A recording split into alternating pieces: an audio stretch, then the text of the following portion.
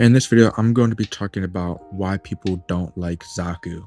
Now, Xaku is an amazing frame. They're incredibly useful at higher level content, but not everybody likes them.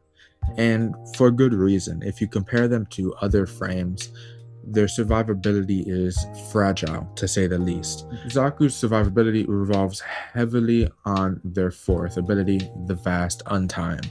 And now, in this form, you have a 75% chance to dodge incoming attacks. Now, this sounds nice, but this is literally their only form of survivability. You can argue that their crowd control abilities count, but strictly speaking, this is their only form of survivability, and it's very paper thin. While you do have 75% chance to dodge abilities, it's heavily based on luck. It's not that useful, especially if you have 20, 30, 40 enemies shooting directly at you. 75% chance soon becomes next to nothing. And to make the 75% chance worth it, you usually need to pair it up with shield gating.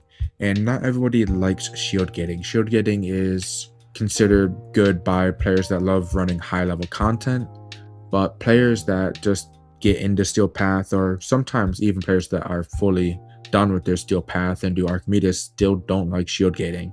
They find it tedious to do, which makes sense. It's something you have to upkeep constantly.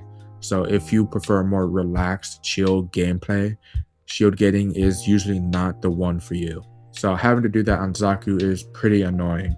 Next is just their high mod requirement. Essentially, you need to have about 200% strength and range to make full use of Xaku's abilities, because Xaku's full armor stripping and grasp of lock require high strength and range investments, which is only natural. If you want armor strip, you want that radius to be as big as possible.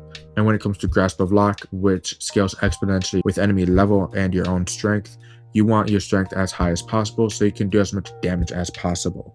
So you can have that passive playstyle, which Xaku is mostly known for. So needing 200% strength and range limits build diversity by a lot. Most builds will usually end up looking pretty much the same, with the same amount of forma and the same mods. And the lack of build diversity is just not fun when it comes to frames. If everybody's build is exactly the same, it just starts getting boring. It's like when everybody was running Revenant all the time. I've seen a lot less Revenants in the past few months ever since Uriel came out, but every Revenant used to be exactly the same, just running high strength for that damage and vulnerability. And now honestly, that's pretty much just about it. I haven't found any other reasons so far, at least valid reasons, that people don't like Xaku. I've seen quite a few about their theme, specifically revolving void damage, but void damage is incredibly useful, so I'm not even going to mention that as something people hate, because I feel like that was just, it didn't make sense. And now, with that being said, that's pretty much just about it. So tell me, do you like or do you hate Xaku? And if you do like or hate them for any reason, please let me know down in the comments below. I'd love to hear about it.